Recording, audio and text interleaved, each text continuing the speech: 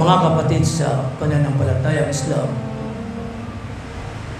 para sa inyong kaalaman at inyong nalalaman na babatid, nauunawaan, alam na tayo ngayon ay nasa huling bahagi ng buwan ng Ramadan, na kung saan naririto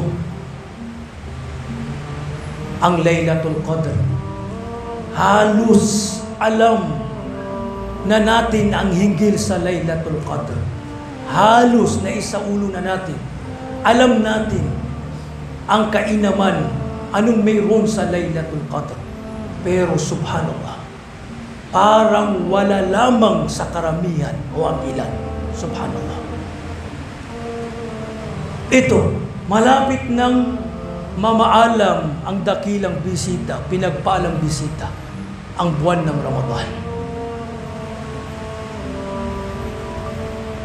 Suriin natin ang ating mga sarili. Tayo ba ay nakagawa ng kabutihan? Tayo ba ay nakakapagsala? Tayo ba ay kabilang sa mga nagtatarawih at nagtatahajjud? Kabilang sa mga nagdudua?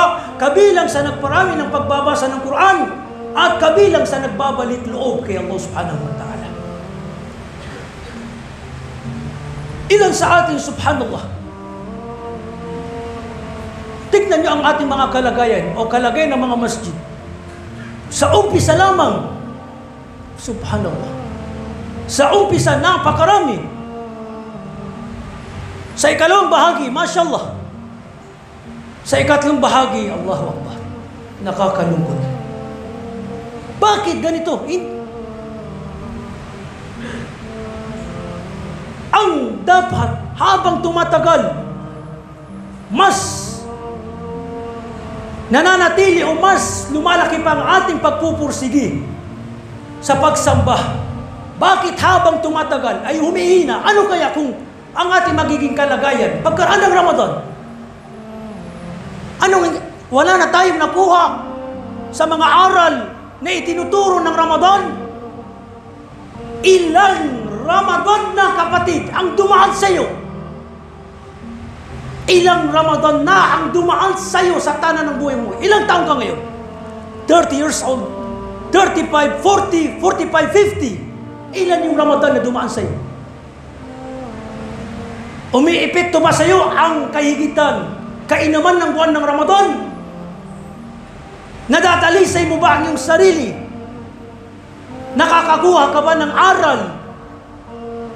O yung kalagayan mo ay ganun na? Walang nagbago.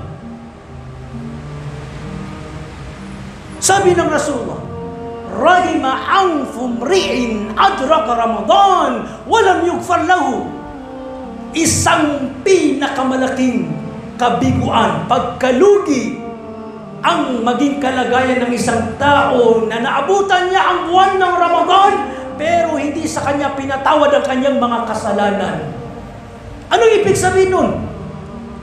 Sa kainaman ng Ramadan, naririnig natin na Shahrul Tawbah, panahon ng pagbabalik loob, pagkakataon na upang dalisayin natin ating mga sarili. Wallahi al-azim, ayon sa sinabi ng Rasulullah, kung hindi ka papatawarin sa buwan ng Ramadan, wallahi, wala nang panahon na naghintay sa iyo upang mapatawad, magbalik loob kay Allah subhanahu wa ta'ala at mapatawad ang iyong mga kasalanan. Dumadaan sa itong dakilang buwan, halos naunawaan na natin ang kainaman, halos naunawaan natin ang habag, pagpapala, biyaya na napapaloob sa buwan ng Ramadan. Kung hindi ka pa magbago, kung hindi ka pa patawarin ni Allah, ay wala ng panahon. Tabiya. Kung hindi ka pa nagiging matuwid sa buwan ng Ramadan, ay hindi ko na alam kung anong puso ang meron tayo. Ang tunay na makakapagbago sa iyong sarili ay iyong sarili. Ang tutulong na sa iyong sarili upang magbago, maging matuwid, ay ang iyong sarili. Kung hindi mo tulungan ang iyong sarili upang baguhin ang kalagayan mo, wallahi, kahit Propeta Muhammad dumating sa iyo upang payuhan ka, kung hindi mo rin babaguhin ang iyong sarili, hindi magbabago. Inna Allah la yughayyiru ma biqaumin hatta yughayyiru ma bi anfusihim. Tunay sabi ni Allah, hindi niya babaguhin ang kalagayan ng mga tao, kalagayan ng isang tao, hanggat hindi nila mismo baguhin ang kanilang mga sarili. Magsuriin lagi ang ating mga sarili. Maglaan ng oras ng muhasabatun nafs, laging suriin ang ating mga sarili. Nafs, ya nafsis, o aking sarili. Anong nagawa ko kay Allah subhanahu wa ta'ala na pagsamba? Ano ang kalagayan ko ngayon? Ako ba'y nagbabalik loob mula sa mga kasalanan? O ang buhay mo, kain, tulog, trabaho, negosyo, routine mo, gano'n na lang, kain, tulog, makamundong bagay, panunood, pakikipag-usap, negosyo, trabaho, pagtabi sa mga asawa, kain, tulog, ganito na lang. Wala nang pagsamba, walang pagsasala, walang pagbabasa ng Quran, walang pagsasadaka, walang pag-aayuno. Subhanallah. Isang malaking kabigo ang pagsisisi kapag dumating sa atin ang kamatayan, kapag dumating sa atin si Malakul Maut.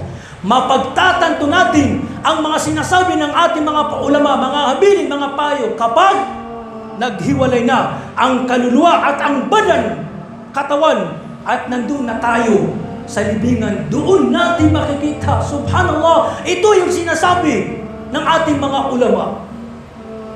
Ito ang sinasabi ni Allah sa Quran at sinabi ng Rasulullah sallallahu alaihi wasallam. Pagmuni-munihan natin, mga kaibigan, mga kapatid, baunin nyo bilang paalala, habilin ang mga nabanggit natin. At higit kong pinapayuhan ng aking sarili, pagkaraan kayong mga kaibigan, mga kapatid, mga brothers and sisters.